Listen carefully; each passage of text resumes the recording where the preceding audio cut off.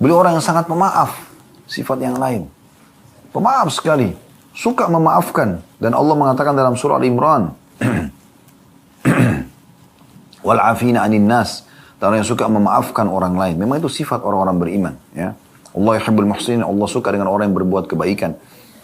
Maka kita bisa lihat bagaimana Nabi SAW orang yang suka memaafkan. Pernah Anda dengar tentang Al-Wahsy? Wahsy, ya. Bukan Al-Wahsy, Wahsy namanya. Wahsy ini nama orang yang membunuh Hamzah di perang Uhud. Ya. Maka pada saat itu Wahsy ini di pembebasan kota Mekah, setelah pembebasan kota Mekah, di antara perang Hunain atau setelah perang Hunain, dia datang masuk Islam. Para Nabi SAW marah pada saat itu. Saya normal manusia, sampai Umar bin Khattab mengatakan saya tidak pernah melihat Nabi SAW menangis terisak-isak seperti tangisan pada saat Nabi SAW melihat pamannya Hamzah. Karena darahnya terbelah, jantungnya tercabut, hidungnya dipotong, mutilasi terjadi. Tapi pada saat masuk Islam Wahsy, Nabi SAW terima. Masuk Islamnya Hindun, istri Abu Sufyan, yang memotivasi pasukan di perang Uhud. Ya. Dia juga yang menyuruh Wahsy untuk membelah dadanya Hamzah atau mutilasi. Bahkan salah satu dari 10 orang yang Nabi bolehkan untuk dibunuh pada saat menembus kota Mekah, membebaskan kota Mekah, di antaranya Wahsy dan Hindun ini. Tapi Hindun sempat menyelip di kalangan para wanita. Kemudian waktu Nabi SAW jelaskan membaiat para wanita, kalian tidak boleh syirik kepada Allah, kalian tidak boleh membunuh anak-anak kalian, tidak boleh mencuri. Sampai pada penjelasan, kalian tidak boleh berzina. Waktu itu di Mekah, yang berzina hanya wanita budak saja. Budak wanita, tidak orang wanita bebas tidak mungkin berzina. Mereka menjaga kemuliaan diri mereka gitu. Maka sempat Hindun bilang di belakang saf wanita, ya Rasulullah, apakah wanita bebas berzina? Nabi SAW bilang, Hindun, ini orang yang dihalalkan darahnya untuk bisa dibunuh di masa kota Mekah. Karena dia yang memotivasi orang Mekah untuk berperang gitu. Maka tiba-tiba Hindun mengatakan, Asyhadu an la ilaha illallah wa anna Muhammad Rasulullah. Syahadat. Apa yang terjadi? Apakah Nabi SAW marah dengan Hindun? Pura-pura kau masuk Islam. Enggak. Senyum menyambut keislaman itu. Bagi Nabi SAW karena punya sifat pemaaf, lebih penting hidayah sampai kepada orang daripada emosional saya. Gitu. Jadi kalau orang datang minta maaf, berarti dia jelas orang ini mau memperbaiki keadaannya. Ya sudah. Terima saja, selesai. Dan kita akan dapat pahala di sisi Allah Subhanahu wa taala, gitu kan? Daripada kita dendam-dendaman, karena dalam kamus setiap muslim tidak ada dendam, ya. Tidak ada putus asa, gitu. Tidak ada emosional, semuanya harus kebaikan-kebaikan. Memang sudah begitu ajaran Nabi alaihi salatu wassalam, gitu kan? Beliau sangat pemaaf, luar biasa gitu. Pernah ada seorang Yahudi masuk Islam gara-gara sifat maafnya Nabi SAW. Dia sengaja memancing emosi Nabi karena menagih utang para Nabi SAW. Para Nabi SAW bilang belum jatuh tempo, tapi dia paksakan, dia harus minta. Maka Nabi SAW suruh Umar memberikan pada saat itu ada Umar, suruh berikan hutang Nabi SAW, maka dibayarlah. Lalu kemudian orang itu syahadat. Dia mengatakan, saya telah menemukan seluruh sifat kenabian pada diri Muhammad kecuali satu yang belum saya buktikan. Ghalaba hilmuhu ghadabuh. Sifat kasih sayang dan pemaafnya mengalahkan emosinya. Dan saya sudah temukan sekarang. Maka dia syahadat gara-gara itu. Jadi begitulah figur Nabi alaihi salatu wassalam. Beliau sallallahu alaihi wasallam juga sangat baik. Bahkan kepada musuh-musuhnya. Bahkan kepada musuh-musuhnya. Ya. Beliau tahu kapan beliau harus tegas dan kapan beliau harus bisa menghadapi musuh itu dengan akhlak-akhlak yang mulia.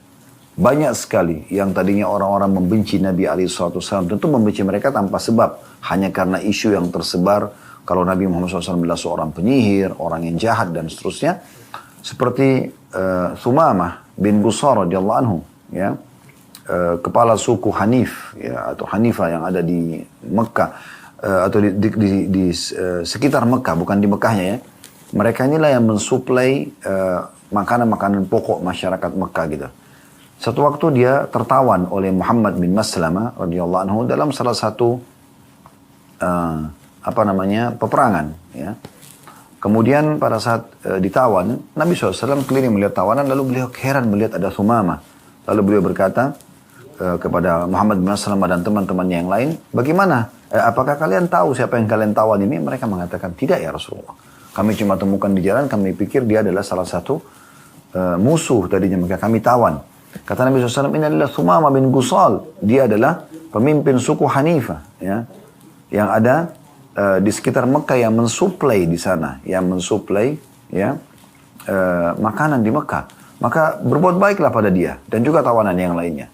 Maka dia pun sempat ditawan, diikat di sekitar masjid, dan dia mendengarkan bacaan-bacaan ayat Al-Quran karena dalam bahasa Arab dan dia faham, dan melihat bagaimana akhlaknya Nabi SAW, saling tegur sapa, senyum, mereka saling berbagi.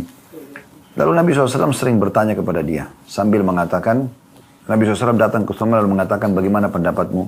Dia mengatakan, wahai Muhammad, engkau ya mengetahui kalau seandainya engkau berbuat baik, maksudnya padaku, maka kau berbuat baik pada orang yang tepat, ya, dan orang yang tahu membalas budi. Tapi kalau engkau berbuat kejam, ya, maka engkau juga sudah tahu di belakangku ada banyak orang, maksudnya banyak kekuatan gitu. Maka Nabi SAW menawarkan dia Islam, dia masih menolak. Hari pertama, hari kedua, hari ketiga. Setelah 3 hari berlalu, dan Nabi SAW selalu mengatakan begitu, kalau engkau, orang ini mengatakan, kalau engkau memaafkan orang yang tahu berterima kasih.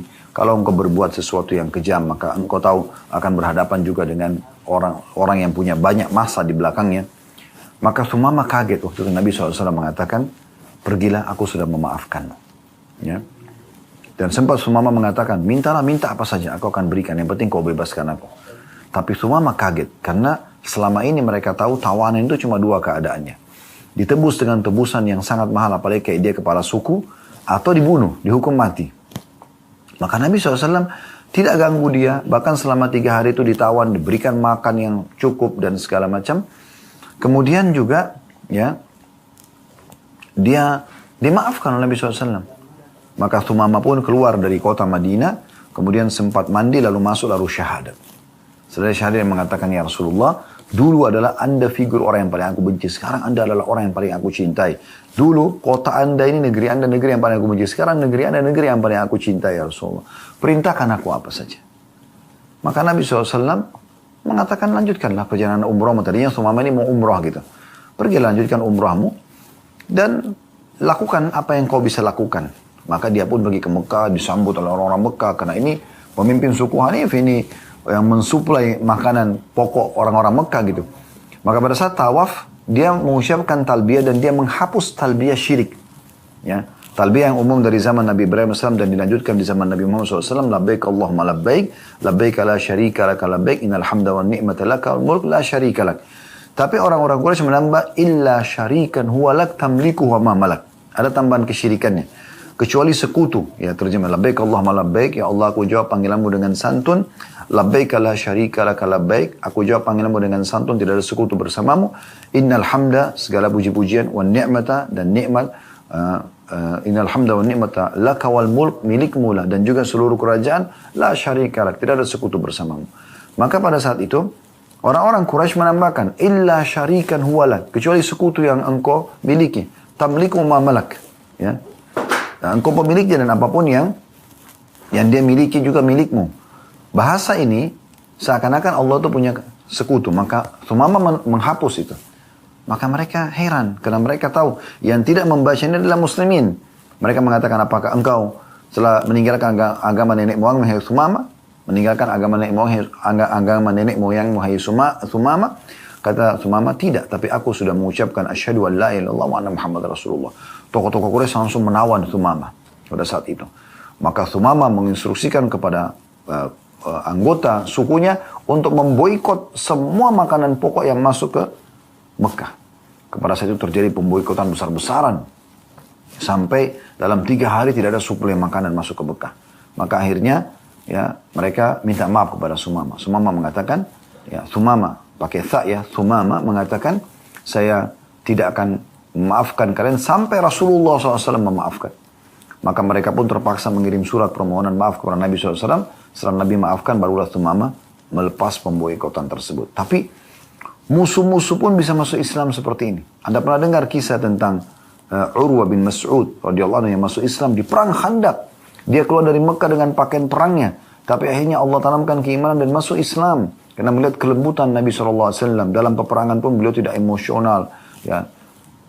Tidak ada dalam Islam memutilasi musuh. Ya. Kalaupun membunuh, kata Nabi SAW, bunuh dengan cara yang baik. Ditusuk mati, selesai. Gitu. Ya, kalau dia minta ditawan, ditawan. Tidak ada pembunuhan. Dia akhirnya masuk Islam. Dan dialah yang membuat pasukan Ahzab akhirnya jadi bubar.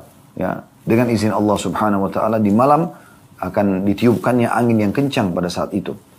Jadi banyak sekali contoh-contoh. Dan kita kalau ingin mengorek akhlak Nabi SAW luar biasa luasnya.